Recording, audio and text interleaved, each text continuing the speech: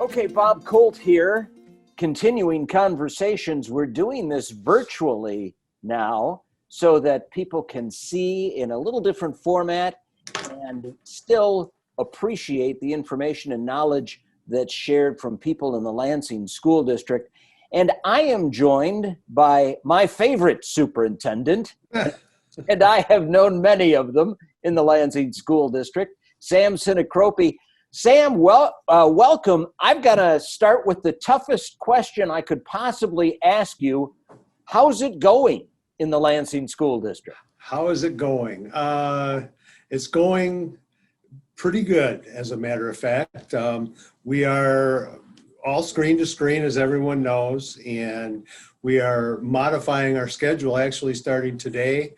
We're responding to the community and teachers and principals and so on about trying to ease up just a little bit. So we're trying this out to see how it goes for the second marking period starts today. We continue to give it our best shot. Things are improving every day. And I don't think people appreciate the technology hurdles or the accomplishment that the Lansing School District has really completed. You've given out almost 10,000 devices. You've connected people with online face-to-face learning. Kids are still in class most of the day. Some parents who are working have the opportunity to go to drop their young person off at learning labs where they can spend the day and then the parents go to work and then the kids still learn. So how did you come up with this strategy? And you talked about a few scheduling changes that are pretty important. What do you think is going to happen in the future? We're on this path really through the end of January, aren't we? Correct. The future, I think that education in Lansing and probably most places will change because of this. I think that we have found out that it's not for every student, but many students learn. This is the way they would like to learn, and they do very well at it. And I think that we will offer more choices in the future for students and families. You are right. We gave out almost 10,000 provided 10,000 devices. We also provided approximately 550 hotspots divided between students and their families and staff. So we were doing our best to make sure everybody has the opportunity to learn in this new environment. We're learning a lot. And I think that we're going to be changing and adjusting as we go along, simply because we know more now than we knew 2 weeks ago, 2 months ago. Just take your pick. Well, one of the things that I really appreciate that I hope folks who see this video will appreciate, 5-year-olds, kindergartners coming in, they were put in front of a screen for several hours. And you quickly realize that that's a challenge and you've got to make some alterations. And you responded to that. Absolutely. And what we ended up with is we call it an A day, which is Wednesdays. It's asynchronous day, but it is up to the parents along with their students about what kind of instruction is provided that day. They'll have a choice of taking field trips, virtual field trips, including some virtual Ebersol field trips. They could catch up on homework. There are other videos available in art, music, and PE, or they could go to the park that day. So it's up to parents, and they know their children best on what the best way for them to deal with Wednesdays. And Wednesdays for staff will be a similar thing. We'll have most of the day is optional. Some of it, though, will have some required stuff, but not a lot, because staff is going to need time to recharge also on these days.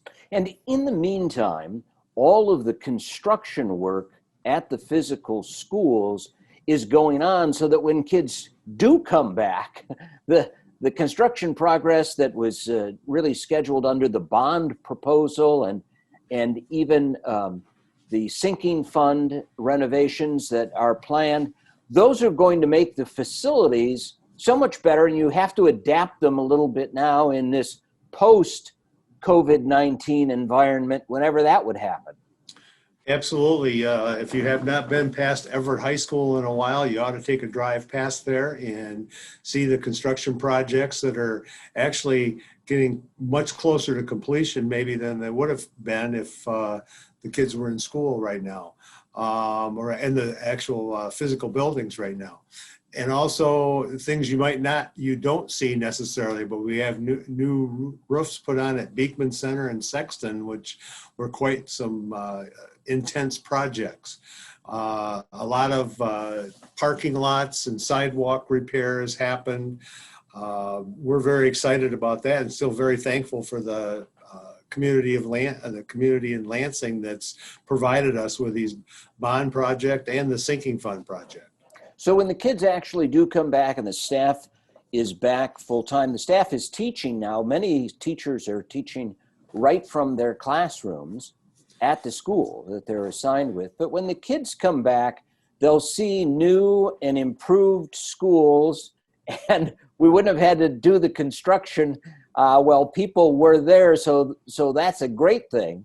And I understand, I don't want to break any big stories here, we've got a food truck on the way. Talk a little bit about a new Lansing School District food truck, because I think this is fascinating. In partnership with Sodexo Magic, who does our food service program, we have taken delivery of a new food truck.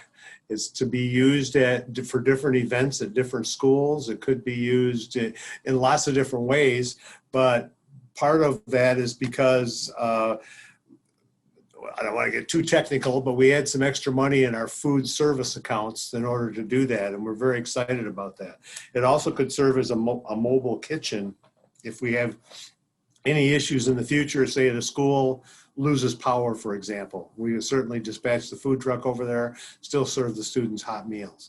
So we're very excited about that, and that should be, you should be see it probably within the next couple of weeks. It'll be out and about.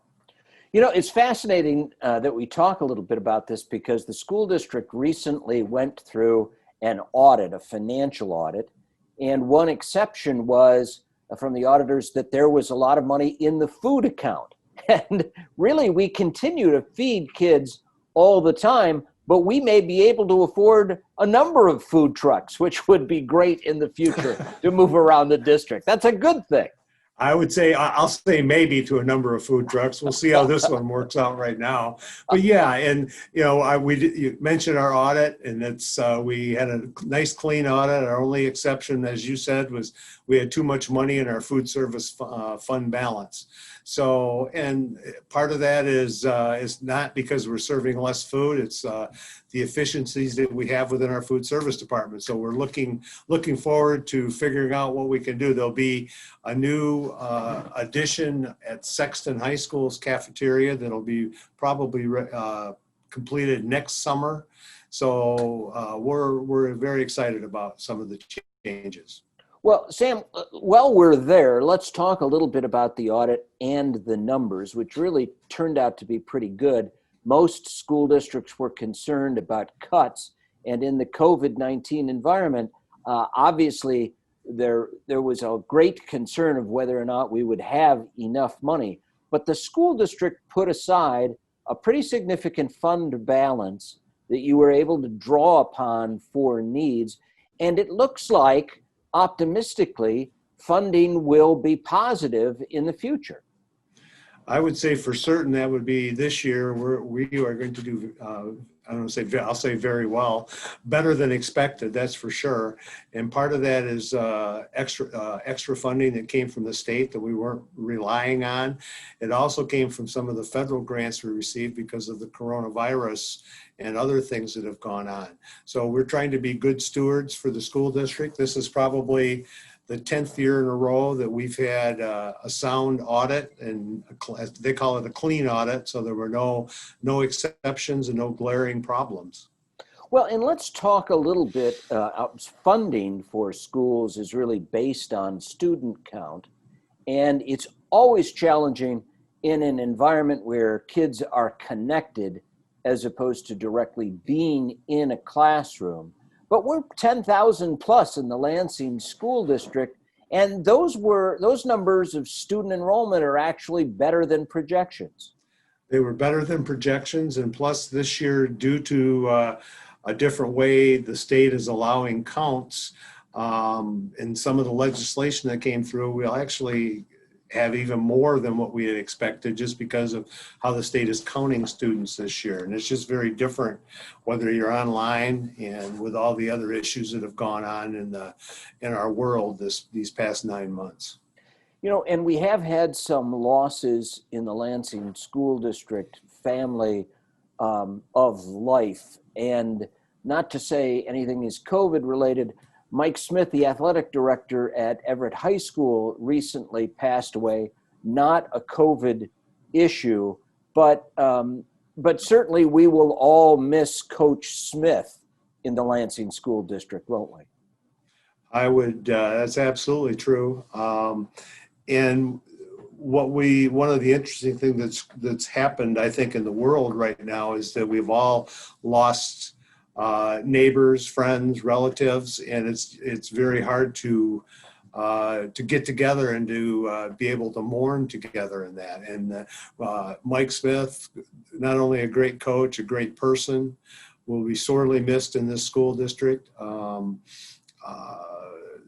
I guess I'll just leave it at that. He will be missed. Well, you know, speaking of sports, though, we had to postpone sports, all extracurricular activities in the Lansing School District that were scheduled for the fall till spring, working on putting together a league so that football and other teams could compete. But right now, we're moving forward with winter sports, and that is really a positive thing, isn't it? Very positive. In fact, girls basketball practice starts today, so very excited. Happy for the girls, and the other winter sports have scheduled start dates within the next week or so.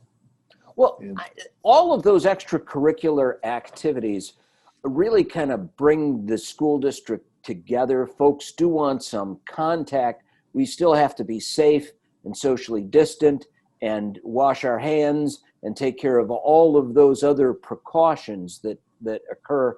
But the extracurriculars keep a lot of kids excited about school, don't they? Absolutely, and we're looking forward to being able to see not only our students on the athletic competition, but the students who are in cheerleading and band and all the other things that happened at all levels of the school district. It brings the schools closer together, creates camaraderie for the students and the staff.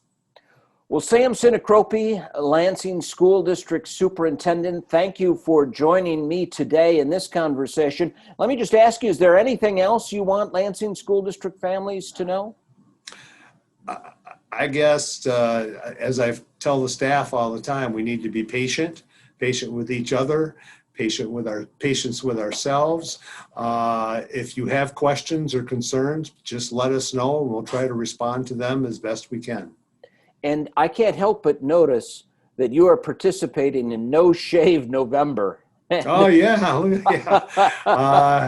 No Shave November that we do in the school district. It's Chuck Alberts, president of our Teachers Association, kind of organizes that.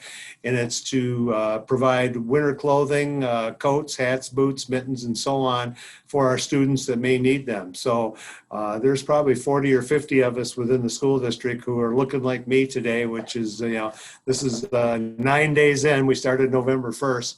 I think I can make it till the end, but it's a good cause, and I'm happy to do it. Sam Sinicropi, Superintendent for the Lansing School District. Again, thank you for joining us on this conversation today. Thanks for having me, Bob.